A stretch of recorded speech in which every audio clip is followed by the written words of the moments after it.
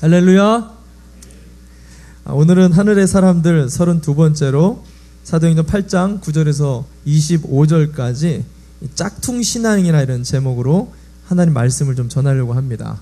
짝퉁신앙, 부활절, 주님이 부활하신 그 기쁨을 나누기에는 참 미묘한 단어죠.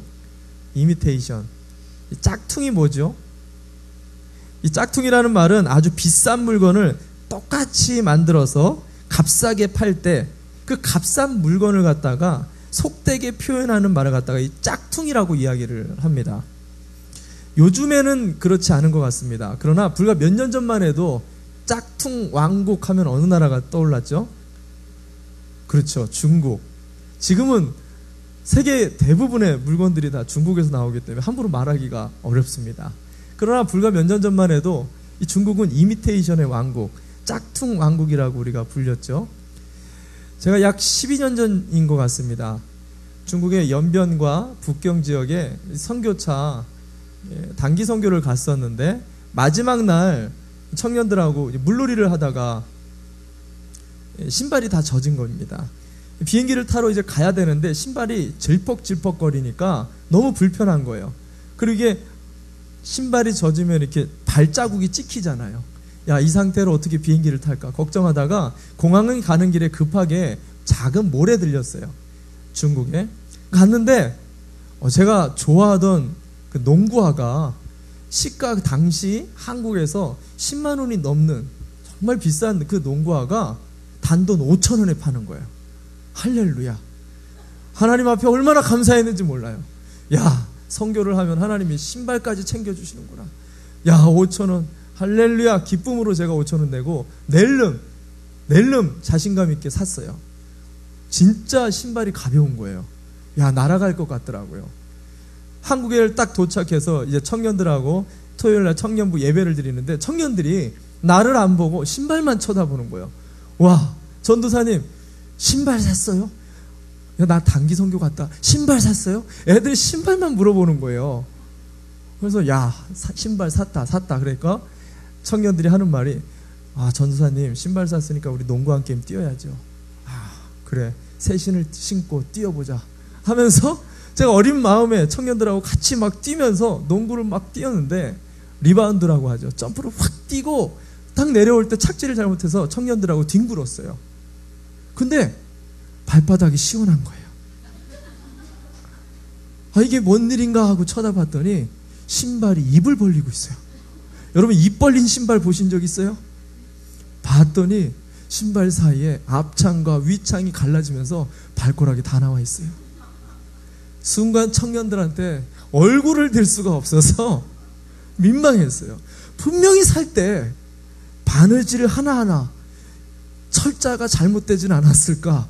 그 붙어있는 본드가 잘못 붙어있지는 않았을까? 별짓을 다 하면서 꼼꼼하게 체크해서 그렇게 꼼꼼하게 따져가지고 샀는데 웬걸?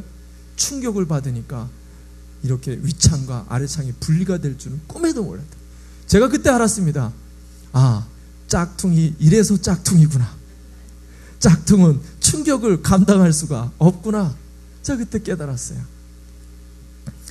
재밌는 것은 우리가 믿는 이 신앙생활에도요, 작은 충격이나 강도를 견디지 못하는 짝퉁 신앙이 있다는 사실입니다. 오늘 우리가 본 본문에는요, 조금 길긴 했지만 우리가 지난주에 이어서 부활절이지만 오늘 본문의 말씀을 가지고 부활절에 합당한 말씀을 좀 전하려고 하는데, 지난주에 우리가 빌립이 사마리아 지역에 어쩔 수 없이 들어가서 복음을 전했잖아요. 근데 그곳에 그 복음을 통해서 사마리아 교회가 만들어졌습니다.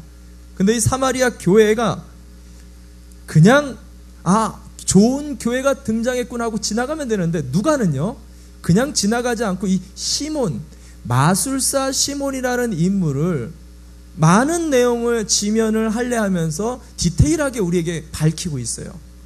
그러면서 그에게 주목하면서 뭐라고 얘기하느냐면 그의 신앙이 짝퉁 신앙이라고 정의를 하고 있습니다. 우리가 본문을 읽어보았지만 그가 어떻게 보면 분명히 회심한 증거가 있습니다. 그리고 예수님의 말씀을 듣고 오늘 본문의 13절 보니까 세례를 받았어요. 세례를 받고 그냥 주일만 나온 게 아니라 빌립을 쫓아서 열정적인 헌신과 봉사도 했다라고 성경엔 기록합니다. 근데 왜 그를 짝퉁 신앙이라고 정의하느냐? 오늘 본문에는 시몬에게 세 가지 충격이 가해집니다.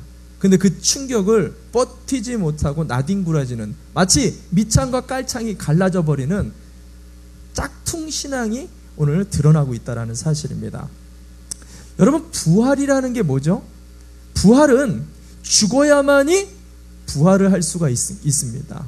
살아있는 사람이 부활했다라고는 얘기할 수가 없어요. 완전히 죽은 후에야 이 부활이라는 것은 그 의미가 맞습니다. 우리가 신앙이 예수로 죽고 예수로 살아난다라는 그 의미가 무엇인지를 이 세 가지의 충격을 우리 자신에게 한번 적용해 보면서 참다운 부활의 신앙에 참여할 수 있는 그런 하늘의 사람이 무엇인지를 한번 고민하는 저와 여러분의 시간이 되기를 바랍니다. 첫 번째, 오늘 누가는요, 시몬을 통해 짝퉁 신앙을 검증할 수 있는 첫 번째 충격을 뭐라고 얘기하냐면, 시몬이 사람의 놀라움을 보았다라고 이야기합니다. 사람의 놀라움을 보았다. 무슨 말이냐면 오늘 8장 9절에 이렇게 시작합니다. 8장 9절 말씀, 그 성에, 제가 읽어드립니다. 시몬이라는 사람이 전부터 있어 마술을 행하여 사마리아 백성을 놀라게 하며 자칭 큰 자라 하니. 사마리아 성에 사마리아 교회가 만들어졌는데 거기에 시몬이라는 사람이 마법사가 있었습니다. 근데 재밌는 표현이 나옵니다. 자칭 큰 자라는 표현을 썼어요. 그러니까 남들이 이 사람을 큰 자라고 얘기해 주는 게 아니라 자칭, 나는 큰 자요, 나는 사람들에게 높은 자요 라고 이야기를 하고 돌아다녔다는 거예요. 뭘로? 마술로. 마술로 사람들을 놀라게 해서 사람들 사이에서 인기가 좀 높았다라는 거예요. 한마디로 뭐냐면 유명 연예인, 유명 정치인, 한마디로 그냥 유명인이었다라는 거죠. 근데 이어지는 10절이나 11절 말씀을 우리가 좀 이렇게 눈으로 한번 읽어보시면 오랫동안 사마리아 지역에서 사람들을 놀래킨 거예요. 계속해서 놀래키면서 사람들의 인지도가 높아진 거죠. 아, 시몬 하면은 놀라더라라고 반복해서 지금 표현을 하는데, 이 놀랍다라는 원어 표현을 보면은 어떤 의미냐면 넋이 나가다라는 거예요. 와, 이게 뭐야? 감탄을 하면서 그냥 이렇게 멍하니 이렇게 쳐다보는, 그래서 거기에 그냥 확 사람들이 쏠려 있는 그런 사람이 바로 오늘 시몬이었다라고 이야기를 하고 있는 거예요. 근데 그런 시몬이 있는 이 사마리아에 누가 찾아왔습니까? 이 빌립이라는 사람이 갑자기 어느 날 찾아왔는데 이 시몬보다 더 큰 능력을 막 행하는 거예요. 더 많은 사람들이 막 혹하면서 와 감탄하더니 시몬을 쫓아다니던 사람들이 누구에게 가요? 빌립에게로 다 몰려가는 거예요. 그래서 도대체 빌립이 어떤 사람인가 하고 이렇게 찾아봐서 말씀을 듣다 보니까 이 시몬도 혹해가지고 놀래가지고 이 빌립에게 가서 빌립에게 세례를 받고 거기서 회심을 하게 됩니다. 그게 오늘 13절 말씀입니다. 오늘 본문의 13절 말씀 제가 읽어드리겠습니다. 시몬도 믿고 세례를 받은 후에 전심으로 빌립을 따라다니며 그 나타나는 표적과 큰 능력을 보고 놀라니라. 시몬이 아까도 소개했던 것처럼 세례를 받고 거기다가 멈추지 않고 마음의 전심 다 온 정성을 다해가지고 빌립을 쫓아다니면서 목회를 도와줬다라는 거예요. 얼핏 보면은요, 유명 정치인이나 유명 연예인이 어느 날 갑자기 하나님 말씀을 듣고 회심한 것처럼 보여요.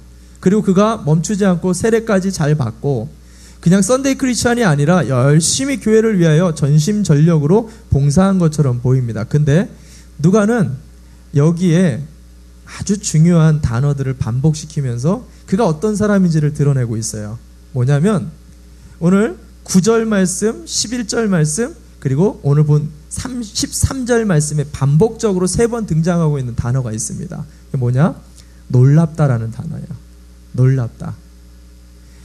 시몬이라는 인물을 소개하는데 이 놀라움을 사모했었던 인물로 소개를 하고 있다는 거예요. 반복은 강조라고 얘기했어요. 누가는 지금 강조합니다. 시몬이 어떤 인물이냐? 그 전부터 사람들을 놀래켜서 인기를 가지려고 했었던 사람인데 그가 오늘 11절에 보니까 사람들도 놀래켜서 사람들도 놀라서 시몬을 쫓았다. 근데 그가 세례를 받았어요. 회심했어요. 열심히 충성봉사했어요. 그런데도 오늘 뭐라고 13절에 반복해서 얘기하냐면 그가 빌립을 쫓았대요. 전심을 다해. 그 이유가 뭐냐면 표적과 능력에 놀래가지고. 무슨 말이냐면 그가 교회를 열심히 나오지만 그 안에 마음속에 사람을 놀래키는 그 놀라움을 가지고 사람을 쫓고 있었다라는 것을 이야기하고 있다는 것입니다. 한 가지 더 첨부해서 그의 마음을 더 드러내는 게 18절 말씀에 있어요. 18절 말씀. 18절을 보면 제가 읽어드립니다. 시몬이 사도들의 안수함으로 성령 받는 것을 보고 돈을 들여. 이게 무슨 내용이냐면 빌립이 사마리아 교회를 개척했잖아요. 근데 예루살렘 교회에서 이 소식을 듣고 베드로와 요한 사도를 보냅니다. 왜냐하면 빌립이 평신도였기 때문에 뭔가 부족했기 때문에 이 사도들, 목회자들을 보낸 거예요. 근데 이들에게 보냈는데 이들이 와가지고요, 빌립보다는 차원이 높은 어떤 성령 세례와 성령 사역을 시작해버리는 거예요. 그러니까 시몬이 보기에 빌립보다 더 놀라운 사역을 하고 있는 거예요. 빌립보다 뭔가 있어 보이는 것 같이 보이는 거예요. 그러니까 어저께까지 빌립을 막 쫓은 이 시몬이 싹 고개를 돌려서 누굴 쫓아요? 누굴 쫓아요? 베드로를 향해서 뛰어가가지고 돈까지 꺼내가지고 돈까지 주면서 나에게 성령의 능력 좀 달라고 한순간에 사람을 바꿔버리고 있어요. 뭘 쫓은 거예요? 그 사람이 가지고 있는 능력, 그 사람이 가지고 있는 놀라움, 여전히 변하지 않았다라는 것입니다. 여러분, 세례가 뭐죠? 세례가 뭡니까? 세례는 나라는 인간 자체가 죽어버리고 이제 내가 예수로 다시 거듭나는 것, 이것을 모든 사람들 앞에서 공표하고 선포하는 게 세례예요. 근데 세례를 받았음에도 불구하고 오히려 자기 자신을 높이려고 하고 사람들에게 의지하고 사람들의 놀라움에 집중하게 되었다. 변함이 없었다. 무슨 말입니까? 당시 세례가 당시 기하급수적으로 일어나는 신앙인들의 한 행태를 꼬집고 있다는 거예요.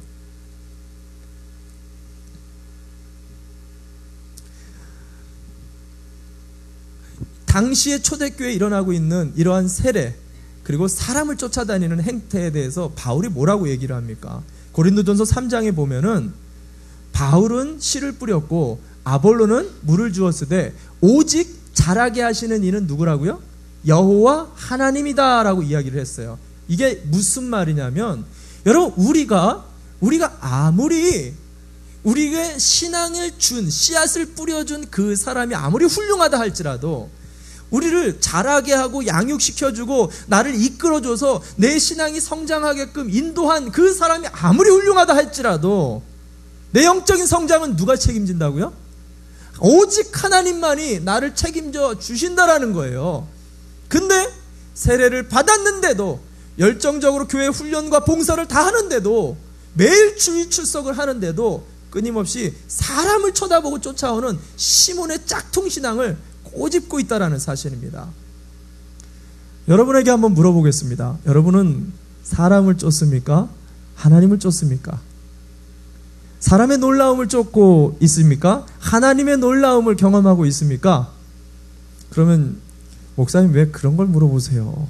당연히 하나님을 보죠 라고 얘기를 하실 거예요. 그러나 여러분, 제가 예마 집회 때도 말씀을 드렸지만 우리는 사람을 보고 신앙생활을 합니다. 여러분이 저희 교회를 오실 때, 처음 저희 교회를 오실 때 동방 박사들처럼 하늘의 별을 따라서 오셨습니까?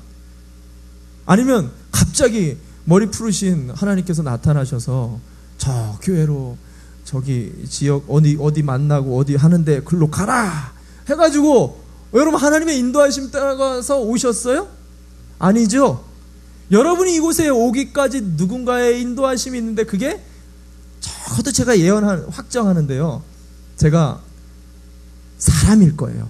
동물이 그러진 않습니다. 사람입니다. 여러분, 저는요 이 교회를 어떻게 개척했죠? 저는 여러분 어떻게 개척했어요? 어느 날 갑자기 너는 이 지역으로 가서 여기 가서 개척을 시작해라, 이런 어떤 음성을 들었을까요?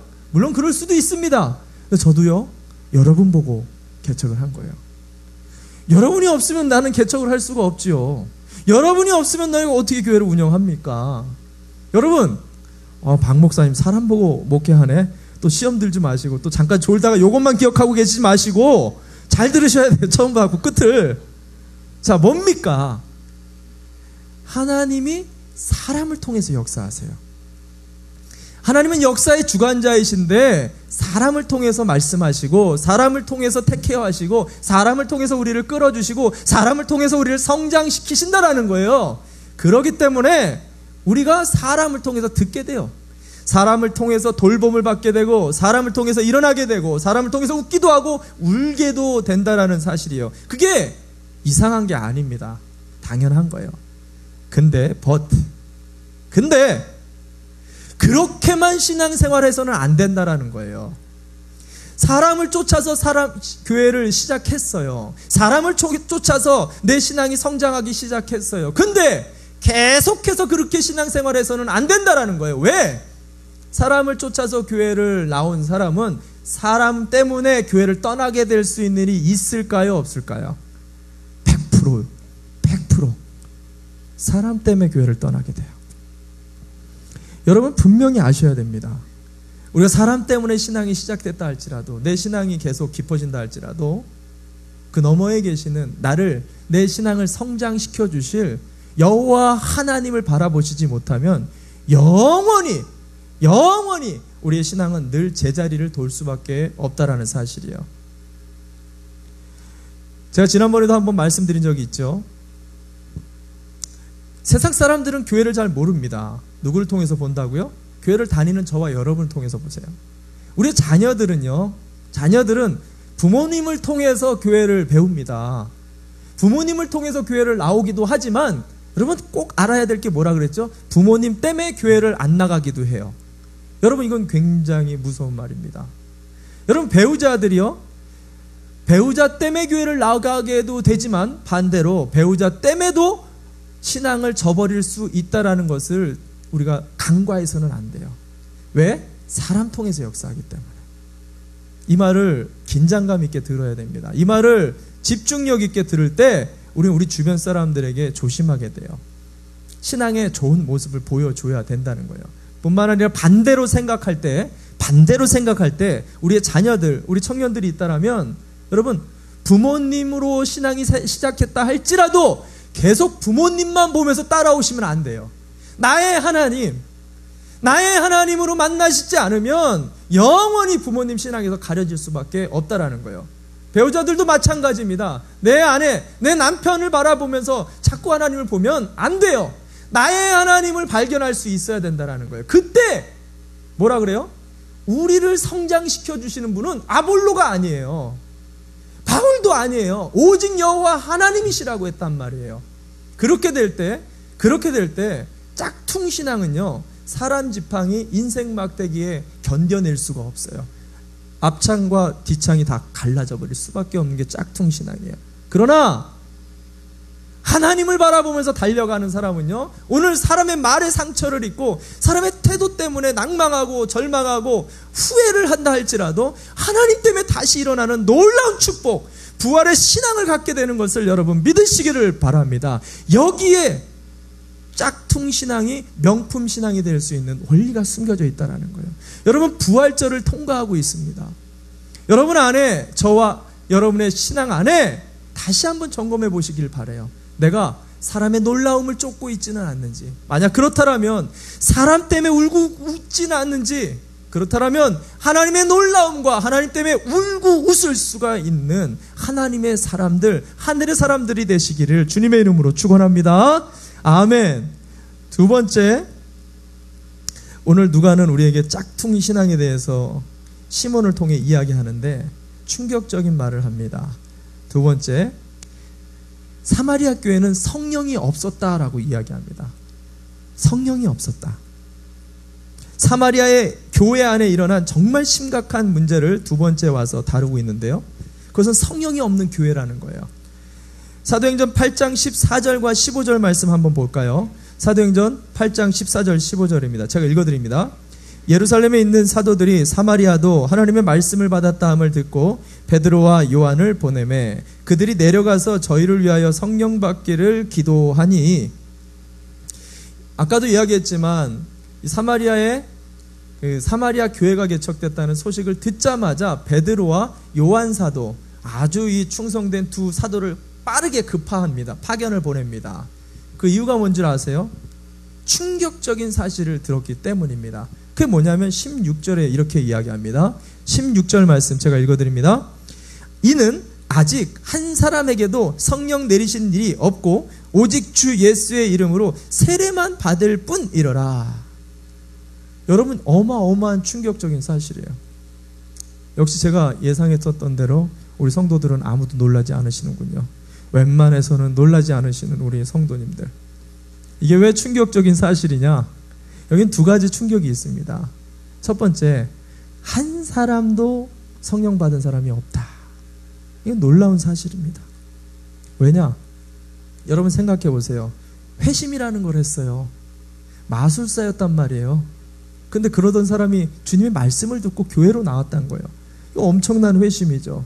거기서 끝난 게 아닙니다. 예수의 이름으로 세례를 받았어요. 세례만 받았습니까? 주님의 일을 전심으로 뛰어들었습니다. 그런 사람만 있는 게 아니었어요. 귀신이 떠나갔어요. 수많은 중풍병자들이 나음을 입었단 말이죠. 수많은 저는 자녀들이 다 교회로 막 몰려와가지고 메가처치, 한순간에 이 사마리아에 수백 명, 수천 명, 셀 수 없는 사람들이 이 교회를 갑자기 일어서서 만들어졌단 말이에요. 근데 오늘 충격적인 보고를 듣습니다. 한 사람도 성령이 거기에 없었대요. 여러분, 이게 무슨 말을 하는 걸까요? 무슨 말을 하는 걸까요? 성령의 역사가 아닌가요? 이게 성령의 역사가 아닌가요? 분명 성령의 역사였어요. 근데 아무도 성령을 인정하지 못하고 있는 거예요.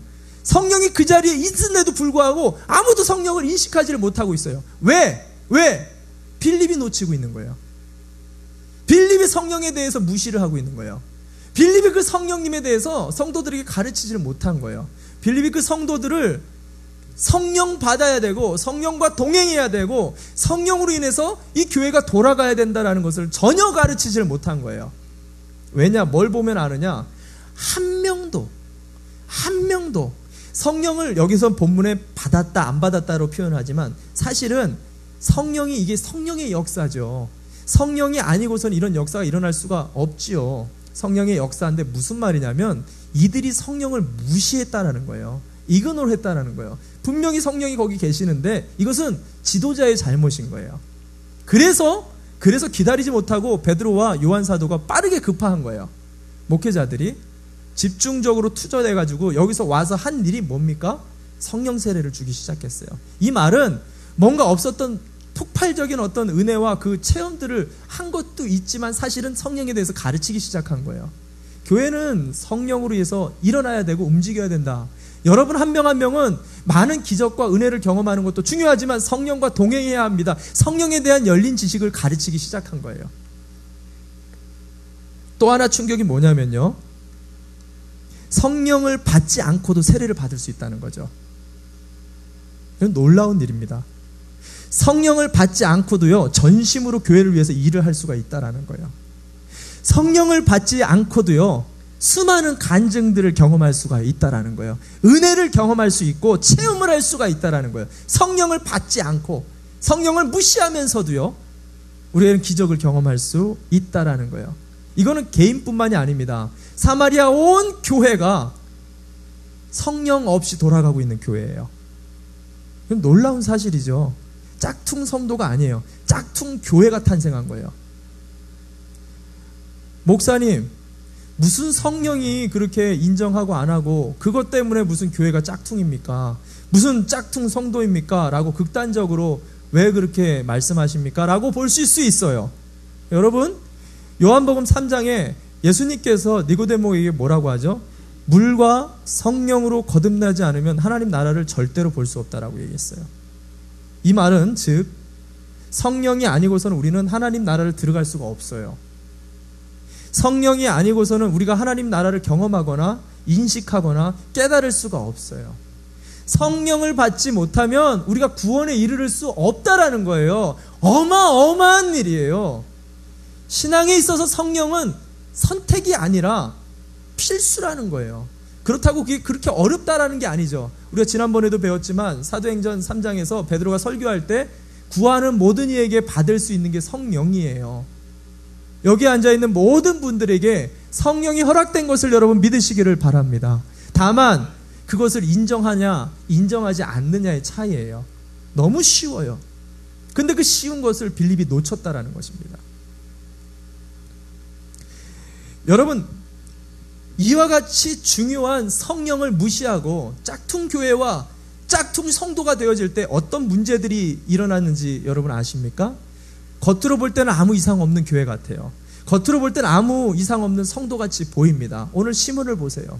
어마어마한 충격적인 발언을 베드로에게 합니다. 18절 말씀입니다. 18절 말씀 제가 읽어드립니다. 시몬이 사도들의 안수함으로 성령 받는 것을 보고 돈을 들여 누구든지 내가 안수하는 사람을 성령 받게 해 주소서 하니, 성령을 돈 주고 사는 거예요. 베드로 사도에게 왔습니다. 얼마를 줬는지 모르겠네요. 성령 사는데 얼마면 되는지 모르겠어요. 돈을 갖다가 딱 놓고 성령 좀 달랍니다. 마치 마켓에 가가지고 돈을 주고 물건을 사는 거예요. 나에게 필요한 도구를 사고 있다라는 거예요. 무슨 말이냐면 성령을 받지를 못하면은요, 성령이 내 욕망, 내 욕구, 나의 필요를 채우는 도구가 됩니다.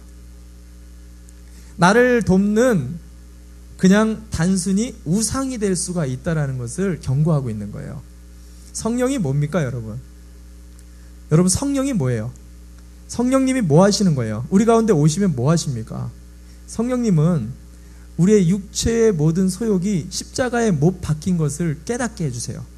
내가 죽었다라는 것을, 십자가에서 죽은 존재인 것을 깨닫게 하시고, 내가 예수의 새로운 생명으로 부활한 존재인 것, 기쁨과 감사로 부활의 존재가 된 것을 깨닫게 해주세요. 그래서 사망이나 죽음이나 어떤 적신이나 권세 속에서도 이것을 깨트릴 수 있는 하늘의 사람이 된 것을 깨닫게 해주세요. 그러면서 하나님의 통치 가운데로 나가도록 우리에게 힘과 능력을 공급해 주시지 않습니까? 나는 죽고 하늘의 통치와 다스림을 받게 만드는 것이 성령님이세요. 근데 성령을 모르니까 어떻게 돼요? 나의 욕구를 더 강화시키기 위해서 성령을 사용해 버린다는 거예요. 나의 욕망을 돕기 위해서 도구화시킨다라는 거예요. 여러분, 우리 기도를 한번 보세요. 꼭 이게 잘못됐다는 얘기는 아닙니다. 극단적으로 생각하지 마세요. 하나님, 내 질병을 낫도록 성령을 부어주옵소서. 하나님, 나에게 지혜를 주시기 위해 성령을 부어주옵소서. 하나님, 우리 가게 잘 돼야겠습니다. 하나님, 우리 직장 부흥해야겠습니다. 우리의 가정에 돈이 필요합니다. 하나님, 나에게 이게 필요합니다. 저게 필요합니다. 성령을 부어 주옵소서. 물론 하나님이 이 모든 것을 다 더하신다라고 약속하고 있어요. 그러나 궁극적인 본질의 성령의 역할이 그거냐는 거예요. 여러분, 신앙 자체를, 교회 자체를 도구화시킬 수가 있다는 것을 경계하고 있다는 사실이에요. 뿐만 아니라 그의 마음속에 있는 것을 꿰뚫어 베드로가 오늘 뭐라고 그들을 찌르냐면 23절 말씀 한번 볼까요? 사도행전 8장 23절, 그의 마음속을 찔러봅니다. 제가 읽어드립니다. 내가 보니 너는 악독이 가득하며 불의의 메인바되었도다. 여러분, 성령을 인정하지 않고 성령이 분명히 계시는데도 신앙생활 그냥 그렇게 하시는 분들에게 정말 무서운 말씀을 하는 거예요. 시몬의 마음속을 꿰뚫어 보니까 뭐라고 얘기해요? 악독과 불의에 매여 있다는 거예요. 내가 꽁꽁 묶여 있다는 거예요. 여러분, 예수 믿는다는 게 뭔지 아세요? 예수 믿는다는 건 그동안 우리가 인생 속에서 돈에 매여 있고, 자식에 매여 있고, 땅에 매여 있고, 건강에 매여 있고, 내 인생 가운데 매여 있는 것이 예수 그리스도의 이름으로 끊어지는 것을 여러분 믿으시기를 바랍니다. 이것이 구원이에요. 땅의 것들로부터 끊어지고 내가 하늘의 사람이 되었다는 것을 선포하는 게 세례예요. 근데 하나도 안 끊어져 있대요. 누가? 성령 받지 못한, 성령을 인정하지 못하는 시몬의 마음 가운데 보니까. 그러니까 어떻게 해요? 자꾸 인간적인 방법으로 신앙생활을 하는 거예요. 돈으로 어떻게 보면 내 욕구를 채우기 위해서 신앙생활을 하고 있는 거예요.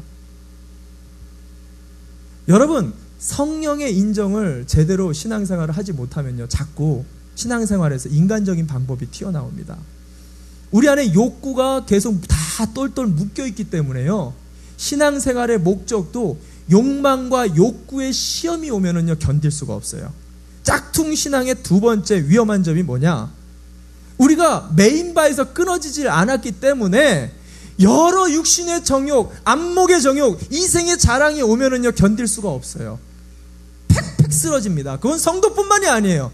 교회도 마찬가지예요. 교회가 왜 분열이 일어나고 성적인 것에 무너지고 분열과 싸움과 다툼과 시기로 무너질 수밖에 없느냐? 성령이 통치하시지 않기 때문에, 메인 것이 끊어져 있지 않기 때문에. 짝퉁 신앙은요, 죄의 유혹이 올 때 100% 쓰러지게 되어 있어요. 절대로 견딜 수가 없어요. 밑창과 깔창 다 분리됩니다.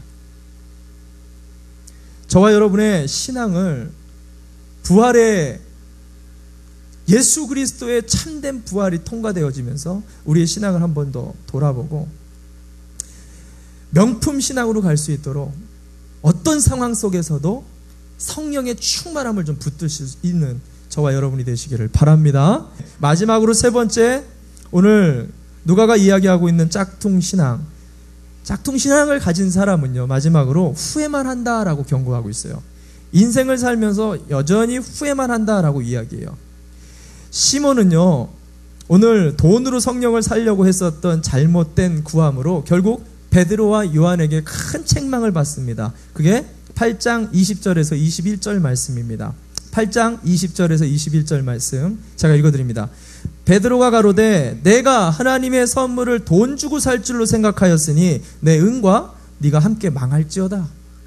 야, 어떻게 목회자가 이런 저주를 할지 모르겠어요. 저는 이런 마음이 약해서 이런 저주는 잘 못할 것 같습니다.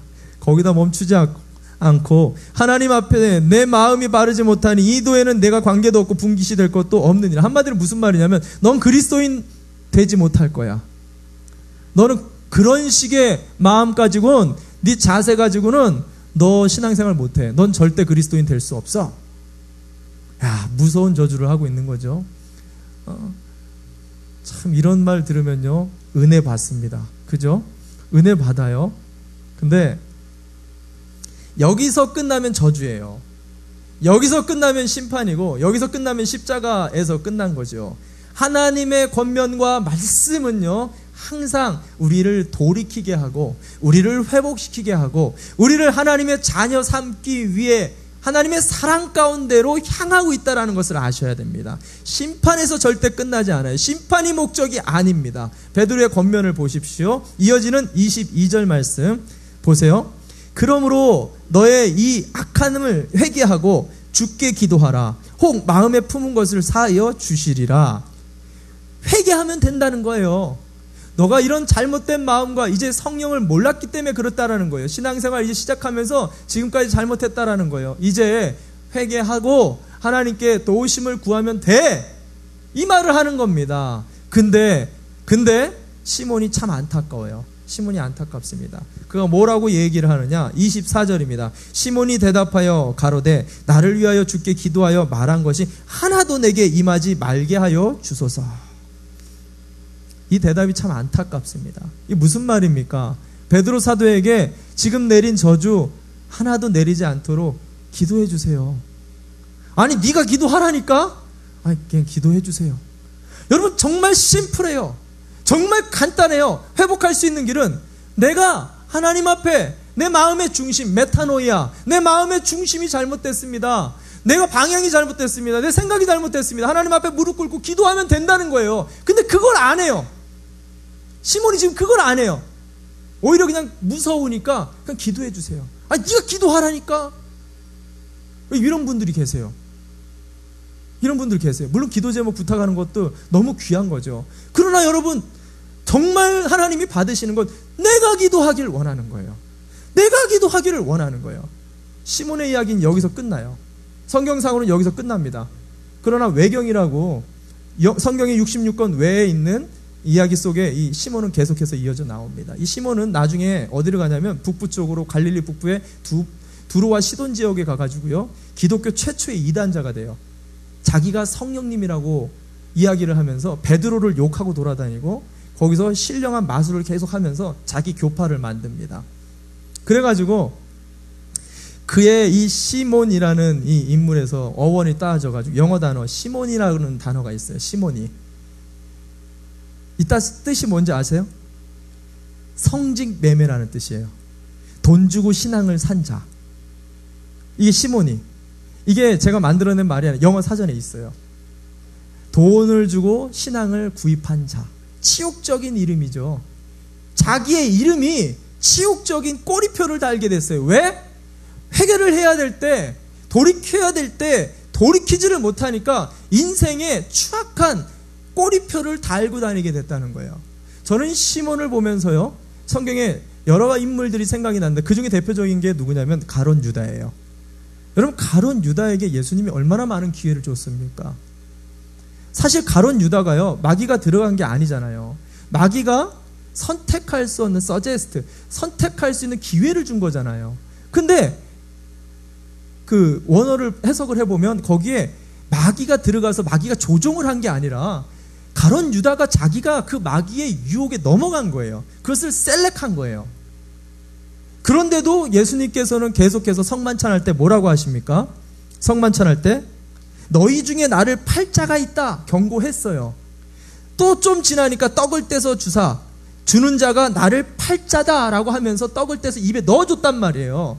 네가 나 팔 거잖아. 그러면 안 돼. 계속해서 안 돼. 돌이켜야 돼. 네 생각을 돌이켜. 네 말은 네 가는 방향을 돌이켜. 계속해서 줬다란 말이에요. 기회를 줬다라는 거예요. 근데 두려워만 하면서 후회하다가 결국 어떻게 해요? 자결해서 끝나버렸어요. 그의 인생에 꼬리표가 붙었습니다. 뭐라고요? 예수를 판 자. 여러분, 사울왕을 보아도 그렇습니다. 사울왕은 분명히 기다려서 번제물을 드릴 사무엘이 와야지만이 제사를 해야 되는데 이 아말렉 적군과 사람들이 두려워가지고 약속을 지키지 못하고 사무엘이 올라오기 전에 번제를 드려버렸어요. 거기서 저주를 받죠. 사무엘이 너의 왕좌를 다윗에게 내버리겠다고, 하나님이 너의 보좌를 옮겨버렸다라고 저주를 받게 돼요. 그러면 그런 저주를 받았으면 울며 불며 하나님 잘못했습니다, 통곡하고 돌아와야 되는 거 아닙니까? 그 회개를 했다라면 사울의 꼬리표가 달라지지 않았겠습니까? 여러분, 하나님이 우리에게 회개를 해줄 수 있는 기회가 있을 때 우리가 돌이켜야 될 이유가 있어요. 왠 줄 아세요? 하나님은요, 당신이 사랑하는 사람을 끝까지 지적하고 돌아다니세요. 제가 목회와 신앙생활 한 25년에서 30년 정도 신앙생활을 했는데 한 가지 깨달은 게 있습니다. 하나님 지독하다는 거예요. 하나님이 얼마나 지독하냐면, 내가 하나님 말씀을 피해가지고 이 교회에서 저 교회로 간다고 하나님 그 교회 쫓아오세요. 내가 조교회를 가도요, 하나님 쫓아오세요. 아니, 나라를 지나서 태평양을 건너 다른 나라로 가도 하나님 쫓아오세요. 아니, 지구 땅 끝까지 간다 해도 나를 쫓아오셔서 거기서 뭐라고 하세요? 너 왜 이거 안 고쳐? 사람 막대기와 인생 지팡이로 너 이거 왜 안 고쳐? 내가 회개할 때까지, 내가 돌이킬 때까지 나를 쫓아다니신다는 거예요. 여러분, 제가 예언 또 하나 합니다. 여러분이 죽는 날까지, 하나님이 여러분을 사랑하신다면 여러분 죽는 날까지 하나님이 여러분 쫓아다니실걸요. 제 눈빛이, 여러분 눈빛을 보니까 목사님 무슨 그런 저주를 하십니까? 또 이런 또 표정들이신데, 여러분 이게 저주가 아니에요. 여러분, 이건 하나님의 저주가 아니에요. 하나님의 놓치지 않는 우리를 향하시는 사랑이에요. 왜?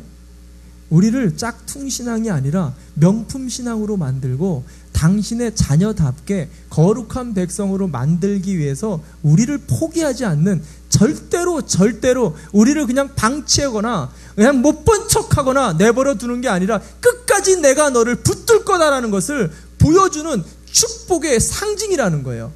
성경이 뭐라고 합니까? 꺼져가는 등불도 끄지 않으시고 상한 갈 때도 꺾지 아니하시는 하나님이시라고 분명히 우리에게 약속하고 있어요. 귀한 말씀 하나 나누고 마치려고 합니다. 에스겔서 18장 23절 말씀이에요. 에스겔서 18장 23절입니다. 제가 읽어드립니다. 나 주 여호와가 말하노라. 내가 어찌 악인의 죽는 것을 조금인들 기뻐하랴. 그가 돌이켜 그 길에서 떠나서 사는 것을 어찌 기뻐하지 아니하겠느냐. 참 많은 은혜가 됩니다. 반드시 죽어야 될 악인이에요. 반드시 징벌받아야 될 악인. 그럼에도 불구하고 그 악인이 멸망하는 것을 절대로 나는 기뻐하지 않는다는 거예요. 아무리 잘못했다 할지라도 그 한 영혼을 끝까지 돌이키게 붙들고 계시는 아버지의 하나님의 마음이 그렇다라는 거예요. 왜? 그 인생 꼬리표 하나 바꿔놓으려는 거예요. 그 인생 꼬리표 하나 바꿔놓으려고 끝까지 우리를 붙들고 계시다라는 거예요. 여러분, 제가 이민 생활 해보니까요, 참 재밌는 게 있습니다. 한국하고는 좀 틀려요. 한 다리만 걸치면 그 사람 내용이 다 나와요. 저에 대해서 알고 싶으세요? 한 다리만 걸쳐서 물어보세요. 저가 누군지를 아실 겁니다. 저의 꼬리표가 줄줄줄줄줄 다 나와요. 우리 장로님에 대해서, 우리 권사님에 대해서, 우리 집사님 다 물어보세요. 한 다리만 걸치면 다 나오지 않습니까? 근데 대부분 좋은 말 안 나오더라고요. 대부분 좋은 말 안 나오더라고요. 사람이 참 악합니다. 악해요. 근데 여러분, 회개할 때, 회개의 기회가 있을 때 우리 인생을 회개하면요, 꼬리표가 달라져요. 꼬리표가 달라져요. 보세요. 여러분, 베드로가 예수님을 3번 부인하고 그냥 새벽 닭이 울 때 거기서 그냥 맞춰버렸다라면 그는 거기서 끝났을 거예요. 근데 그는 그것에 울며 불며 통곡하며, 주님, 내가 잘못했습니다. 주님, 내가 잘못했습니다. 그가 철저하게 회개했을 때 그는 3번을 부인했지만 하나님의 대사도가 됐다고 꼬리표가 바뀌어버렸어요. 여러분, 다윗을 보세요. 어떻게 그 큰 왕이 말할 수 없는 처참한 살인과 의도적인 강간을 행해주고 밧세바를 범했어요. 여러분, 거기서 만약 끝났다라면 그는 역사책에서도 기록될 수 없는 처참한 참담한 왕으로 끝났을 거예요. 근데 그가 회개를 했어요. 그랬더니 그가 밧세바를 범했음에도, 그가 치명적인 잘못을 했음에도 위대한 이스라엘의 왕이 되었다라고 꼬리표가 바뀌었다라는 거예요. 여러분, 하나님이 끝까지 사람 막대기와 인생 짚하기로 우리를 계속해서 충격을 줍니다. 왜? 나를 귀찮게? 내가 미워서? 나를 힘들게? 아니요. 나를 온전케, 내 인생의 꼬리표를 바꿔서 내가 명품 신앙으로 갈 수 있도록, 내가 부활 신앙으로 갈 수 있도록 오늘도 우리의 인생을 붙잡고 계시는 여호와 하나님의 은혜를 누리시는 저와 여러분이 되시기를 주님의 이름으로 축원합니다. 아멘. 우리 다 함께 자리에서 일어납시다.